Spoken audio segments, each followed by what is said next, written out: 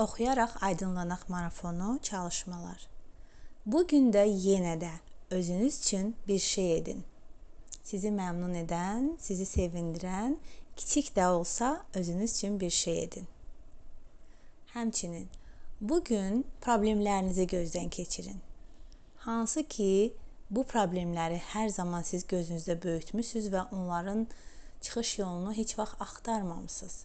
Bugün həmin o problemlərinizi yazın və yazdıqdan sonra o problemləri necə aradan qaldırmaq olar, bu yolları yazın. Və sonra bu problemləri aradan qaldırmaq üçün hərəkətə keçin. Üçüncü tapşırığımız. Bugün ancaq pozitiv yöndə düşünün. Ağlınıza mənfi fikirlər gələndə onları müsbətə doğru dəyişməyə çalışın. İstəmədiyiniz şeyləri deyil, istədiyiniz şeyləri dilə gətirin. Belə olmasın demək yerinə, belə olsun deyə cümlələr qurun. Bugün həm düşüncələrimizi, həm işlətdiyimiz cümlələrimizi müsbət yöndə dəyişməyə qərar verək və mənfi fikirlərimizi müsbətlərlə əvəz edərək həmin o neqativ düşüncələrdən azad olmağa çalışaq. Növbəti tapşırığımız. Kitabda olumlamalar var. Həmin olumlamaları mən özüm də sizin üçün səsləndirəcəm. Siz o olumlamaları dəftərinizə yazırsınız və həmçinin o olumlamaları gündə minimum bir dəfə, istəsəniz daha çox səsləndirərsiniz. Yəni olumlamaları dəftərinizə yazırsınız.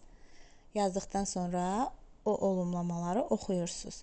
Gün istənilən vaxtında yenidən təkrarən o olumlamaları oxuya bilərsiniz və yaxud da mənim səsləndirdiyim səs yazısını dinləyə bilərsiniz və təkrarlaya bilərsiniz.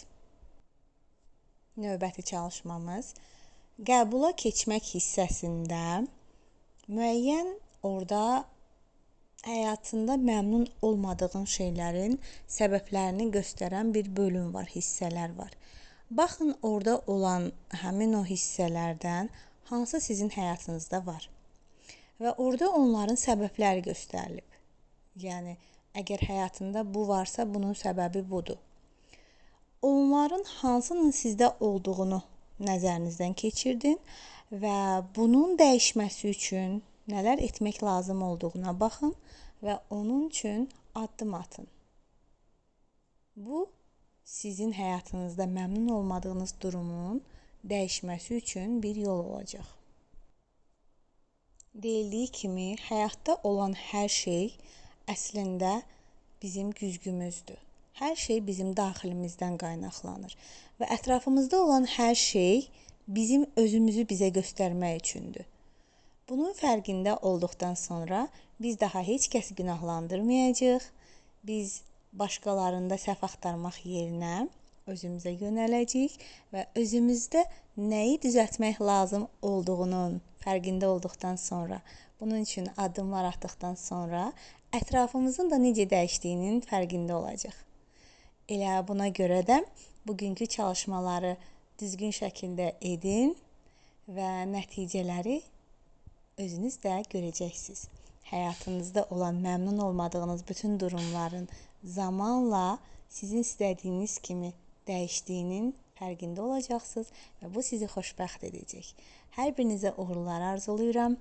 Bu gözəl kitabdan aldığımız bu gözəl bilgiləri həyatımıza tətbiq edək və bunlarla həyatımızı daha da gözəlləşdirək, dünyamızı gözəlləşdirək.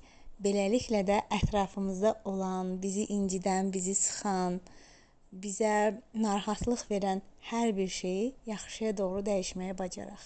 Sevgilər.